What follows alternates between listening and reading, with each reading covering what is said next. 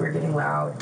And I was like, oh my God, we're gonna like do damage to the room or something. Not damage to each other. Las Vegas, July 27th, 2021. Alcoholic beverages on the couch. Las Vegas Metropolitan Police officers are dispatched to the swanky Cosmopolitan Resort and Casino for a family disturbance call. According to this police report obtained by NBC6, 26-year-old OnlyFans model Courtney Clenney and her boyfriend of just 1 year at the time, Christian Obumseli, were being questioned and held by resort security officers. Later, Clenney would be arrested and charged with domestic battery.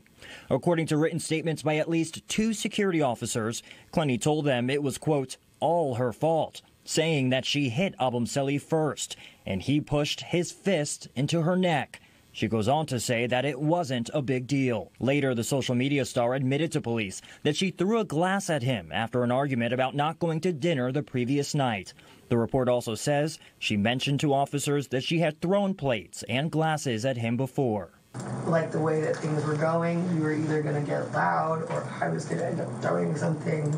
This is just the latest revelation of what appears to have been a tumultuous relationship, ending with Clenney allegedly stabbing Obumseli to death this past April at their Edgewater condo. Clenney's attorneys say she acted in self-defense.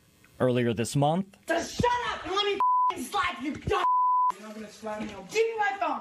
You have your phone. a slew of evidence and discovery released through a public records request uncovered what prosecutors call a toxic relationship between the two. But you hit me. Shut the f*** up.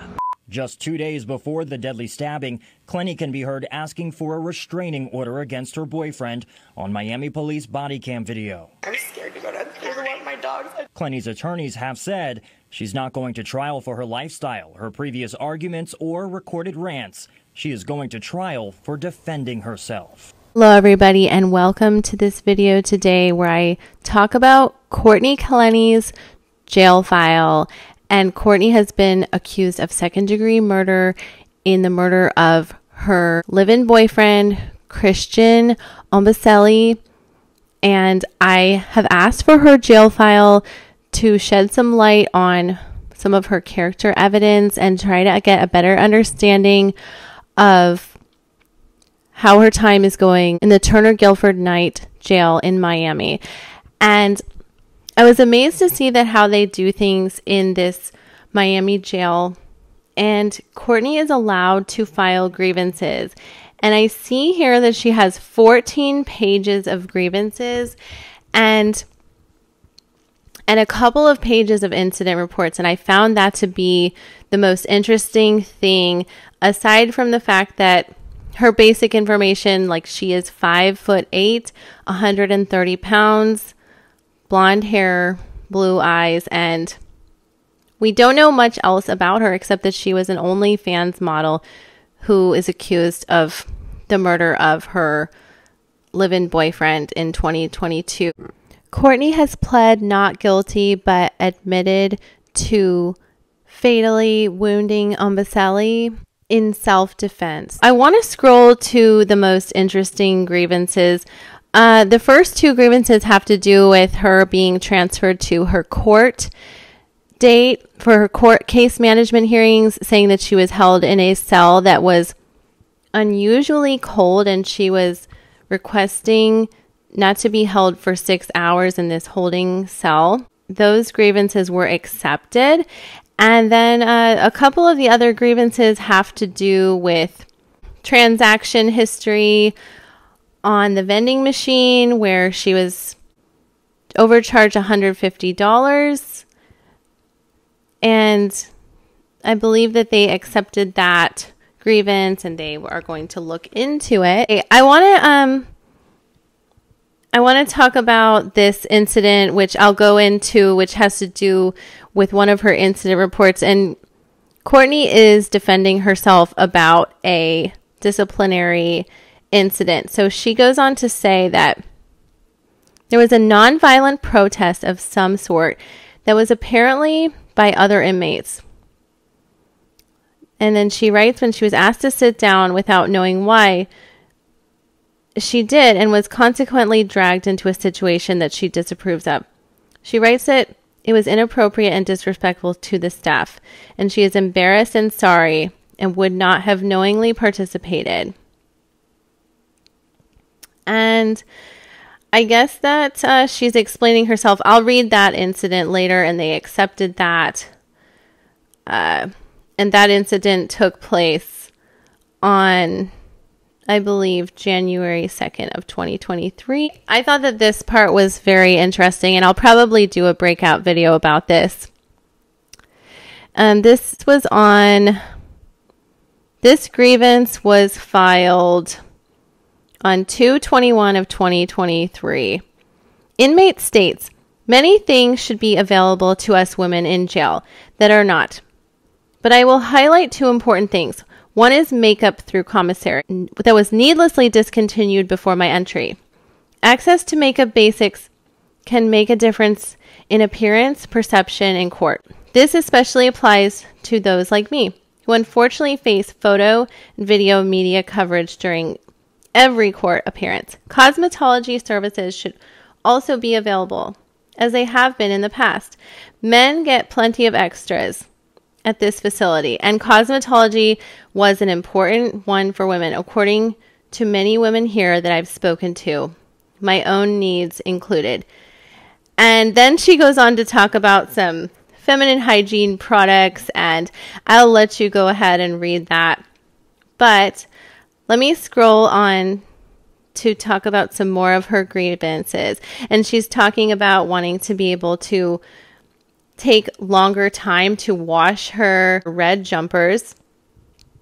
And I cannot believe this. They actually accepted her grievance. I think she's getting pretty good treatment. Let me know in the comments below what you're thinking.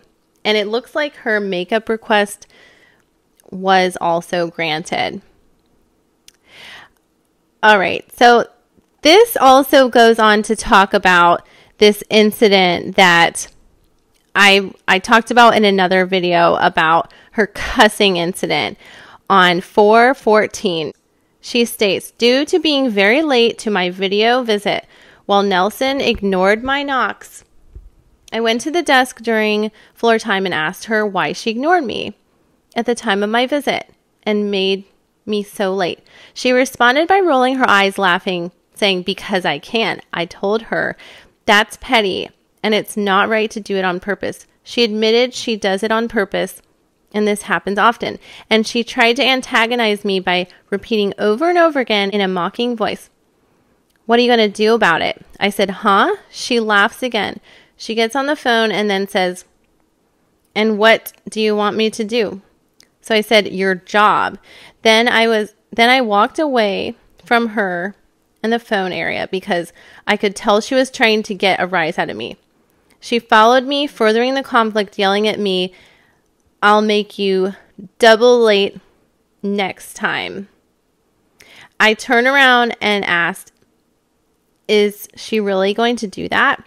That's bitchy and mean as hell. Nelms came at me that time. Nelson told me to go to my room. I looked at Nelms and said, okay, and talked to her at my room. This is not the first time Nelson has tried to antagonize me. In the past, she has taunted me about my case on multiple occasions to get a reaction, but I ignored her taunts. I believe there needs to be a higher standard and investigation into the conduct of officers and the way some of them interact with inmates. Tonight, Nelson proudly admitted she makes me late on purpose, tried to start an argument with taunting questions, and followed me to further conflict and shout profanity and threats at me after I walked away from the problem. I suspect she will write a DR and lie about it since she has a history of doing so.